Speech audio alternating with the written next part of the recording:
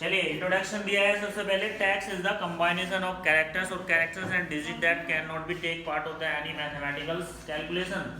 Number are value use when making the calculation. देखिए text से means है कि केवल टेक्स्ट ही नहीं, ABC नहीं लिखना है। टेक्स्ट मीन्स होता है कि आप सेल में नंबर्स लिख लो या फिर टेक्स्ट लिख लो, दोनों चीज़ों का कंबाइनेशन होता है टेक्स्ट। उसके बाद यह है टाइप ऑफ डाटा, कि डाटा कितने टाइप का होता है जो हम सेल में लिखते हैं, जो हम सेल में एंटर करते हैं। ये तो चुप बैठ जा, नहीं तो यहाँ से बाहर चला जा, ठीक है। टेक्स्ट दिया है, text data is a कंबाइनेशन of letters and numbers. तो टेक्स्ट क्या होता है, लेटर्स और नंबर्स दोनों का कंबाइनेशन होता है, जिसमें आपकी डिजिट भी आ जाती है और वैसे भी जो आप लिखते हो कोई भी सेंटेंस वो भी आ जाता है। Text data can not be use for mathematical calculation. By default text data is left line of in the cell. तो जो हम लिखते हैं डाटा को ऑटोमेटिकली वो लेफ्ट साइड से शुरू होता है। जब हम लिखते हैं तो सेंटर में दिखा देते हैं, लेकिन वो ऑटोमेटिकली हमारी सेल की लेफ्ट साइड में चला जाता है। नेक्स्ट दिया है numbers. Numbers data is format using the digit 0 to 9। तो नंबर्स से आप समझते होंगे। Arithmetic calculation can be perform on the numbers data by default number data right element in the cell. लेकिन जब हम सेल में नंबर्स लिखते हैं तो क्या होता है, वो ऑटोमेटिकली हमारी राइट साइड में चला जाता है। देखिए जैसे हमारे पास ये ऐसे रोज होती है हमारी, ये कॉलम्स होते हैं। तो जब आप कोई भी टेक्स्ट लिखते हो, ठीक है, किसी का नाम, सेंटेंस वगैरह कोई भी लेफ्ट उसमें लिखेंगे, लेटर्स जो लिखेंगे तो वो हमारा लेफ्ट साइड में जाता है ऑटोमेटिकली जब हम एक्सेल में वर्क करते हैं। अगर हम लिखते हैं डिजिट, कोई भी डिजिट लिखते हैं तो वो लिखा जाता है सेंटर में, लेकिन ऑटोमेटिकली वो हमारा सेल की राइट साइड में चला जाता है। आप चाहो तो इसे चेंज भी कर सकते हो, सेंटर में, लेफ्ट में, जहाँ चाहे आप ले जा सकते हो, कोई प्रॉब्लम नहीं है, उसका भी मेथड है। नेक्स्ट दिया है फॉर्मूला।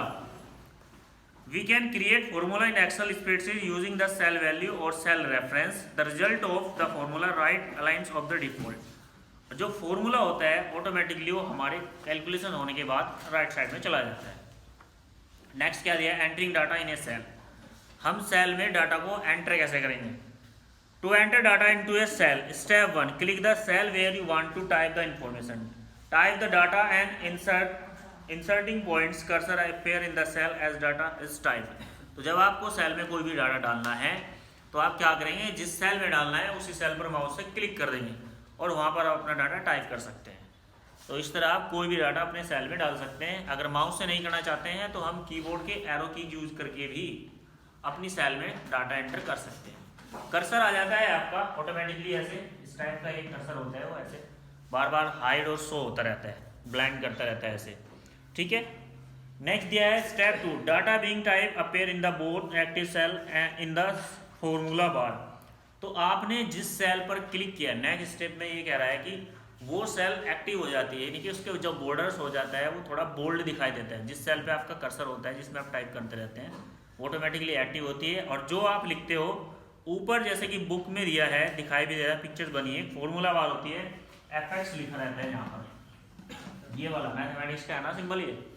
तो जो भी आप लिखते हो इसमें फॉर्मूला बार में ऑटोमेटिकली वो ऊपर भी लिखा जाता है और सेल में भी लिखा जाता है। Step 3, click the enter button and the entry enter of the formula bar buttons.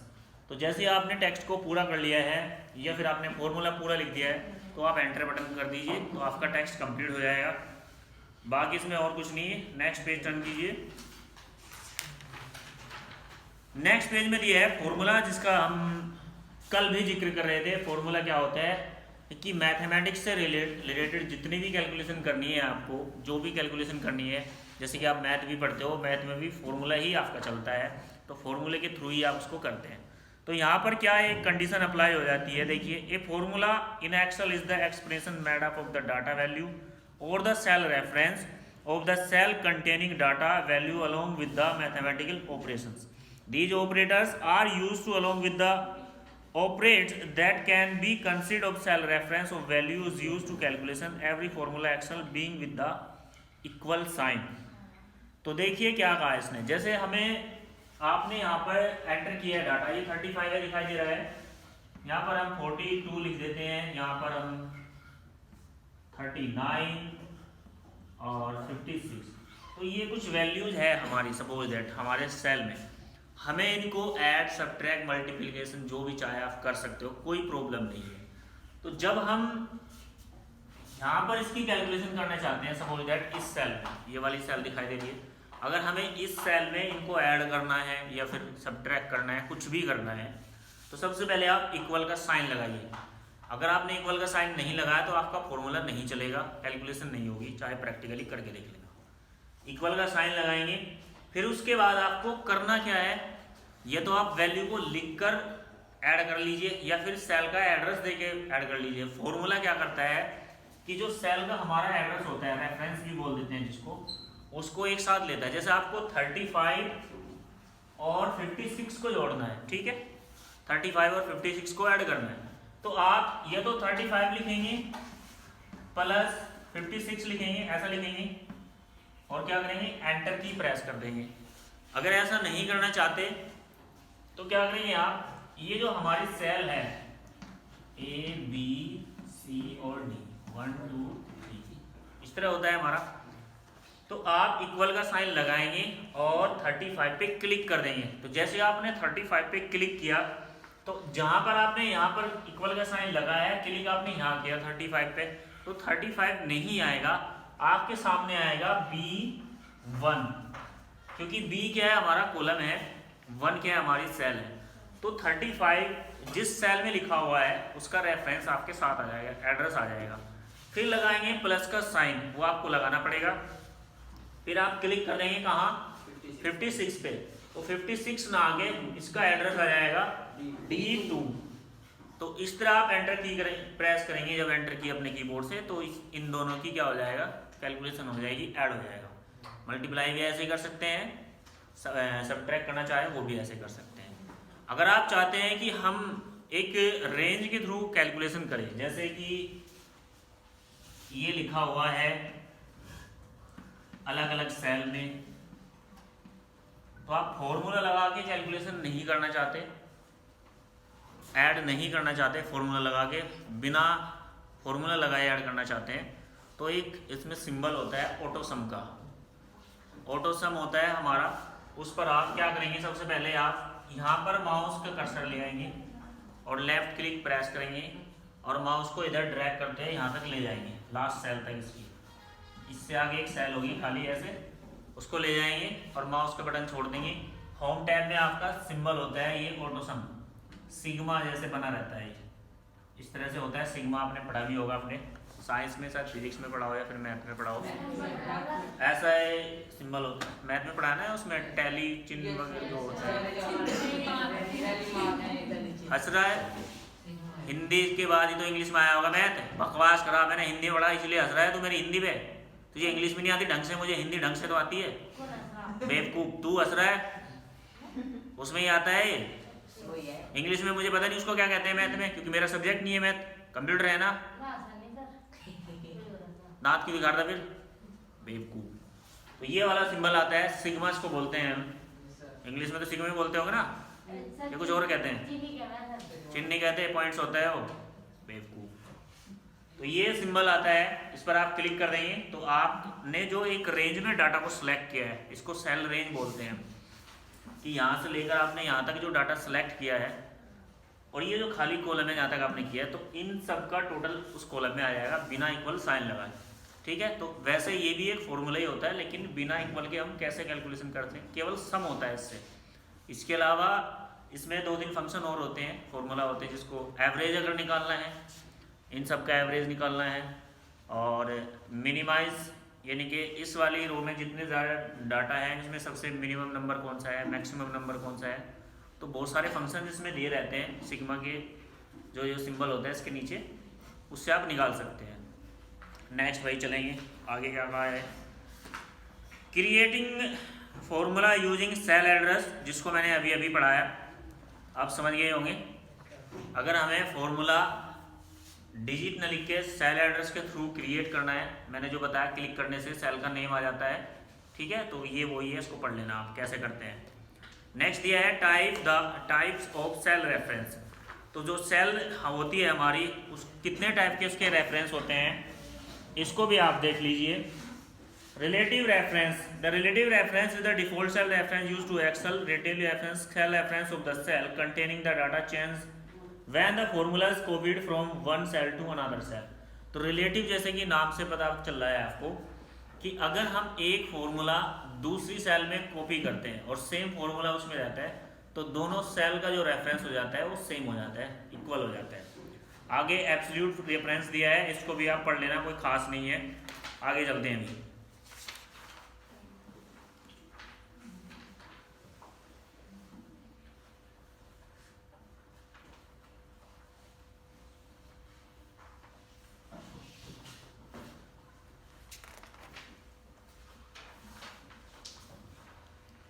चलिए भी पेज नंबर यह है 138। इस पर दिया है टाइप्स ऑफ फॉर्मूला। कितने टाइप के फॉर्मूले होते हैं हमारे पास? एक तो होता है हमारा सिंपल फॉर्मूला, जैसा मैंने आपको फिलहाल ही बताया, ये वाला इक्वल का साइन लगाएंगे, क्लिक करते रहेंगे, ऑटोमेटिकली सेल एड्रेस आपके सामने आ जाएगा, जैसे कि बुक में दिया है। ये आपका सिंपल फॉर्मूला है। एक होता है कंपाउंड फॉर्मूला।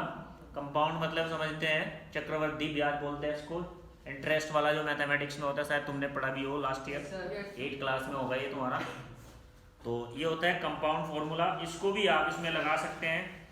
तरीका क्या दिया है लगाने का कंपाउंड फॉर्मूला का? Compound formula are used to when you need a more than one operators.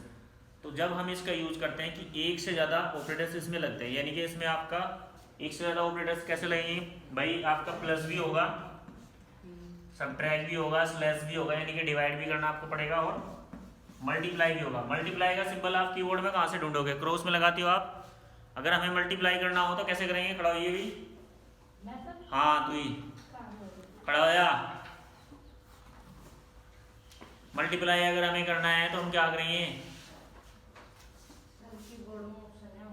Keyboard mouse, mouse में कहाँ होता है? कीबोर्ड में ही नहीं होता। जब कीबोर्ड से टाइप होता है, माउस से होता है टाइप?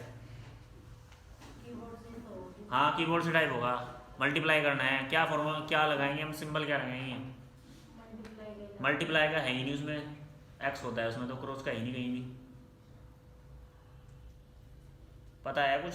जब ध्यान ही नहीं है। हमें तो पता है ना तुम्हारे बारे में सबके, हमें कुछ फर्क नहीं पड़ता। तुम पढ़ो ना पढ़ो, बैठ जाओ। अच्छा तुम बताओ बेटा। हाँ तुम्हारे पास बुक भी नहीं है, चलो बताओ। बड़ा अच्छा क्वेश्चन आया निकल के। तू चुप रहे, नहीं पता? क्यों नहीं पता? तो बता अभी। नहीं बता, चीटिंग करके बोल रहा बेवकूफ। अगर हमें मल्टीप्लाई करना हो, बहुत पहले बताया था मैंने जब चैप्टर शुरू होता है ये, उससे पहले जब वर्ड में मैंने वर्ड पढ़ाया, जब टेबल पढ़ाई थी तब भी बताया था। कीबोर्ड में हमारे मल्टीप्लाई का सिंबल नहीं होता है, इसलिए हम स्टार का यूज करते हैं। डिवाइड का भी नहीं होता है, इसलिए हम स्लैश का यूज करते हैं। ध्यान ही नहीं है जब। तो देखिए कंपाउंड फॉर्मूला वो होता है जिसमें हमें एक से ज़्यादा ऑपरेटर्स की आवश्यकता होती है। एक तो हो गया सिंपल फॉर्मूला जिसमें हम प्लस कर रहे हैं, प्लस करें तो प्लस ही कर रहे हैं, सब्ट्रैक्ट करें तो सब्ट्रैक्ट ही कर रहे हैं, मल्टीप्लाई करें तो मल्टीप्लाई करें, ये तो सिंपल फॉर्मूला हो गया हमारा।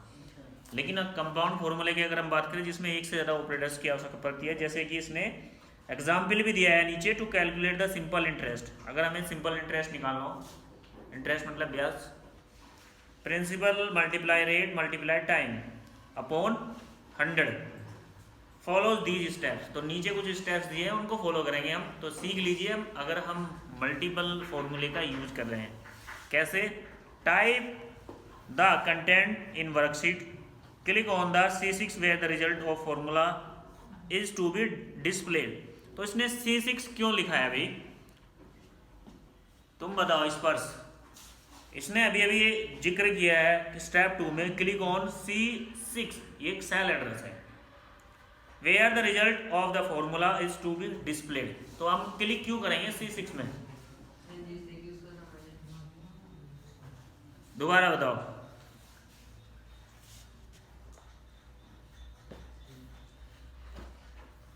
नहीं पता? मार्क्स हटा के बोल ले, मुझे आवाज साफ आएगी।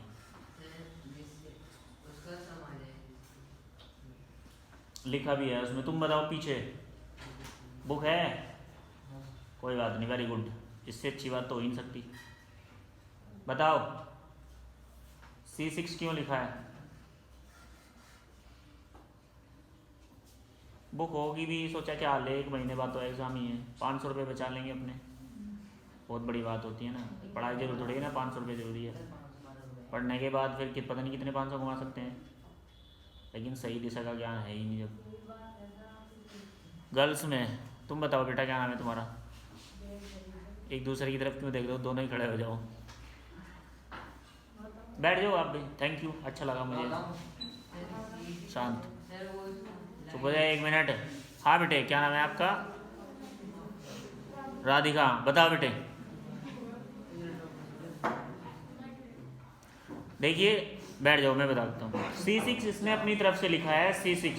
आप चाहे तो C10 या फिर D5 कोई भी सेल ले सकते हैं। एक ऐसी सेल लेंगे हम जहाँ ब्लैंक हो और वहाँ पर हमारा क्या हो, रिजल्ट आ जाए, ठीक है। जहाँ पर हम अपना फॉर्मूला लगाएंगे, जिससे हमारा फॉर्मूला लगने पर हमारा रिजल्ट डिस्प्ले करें। लिखा भी है इसमें, दिया भी है।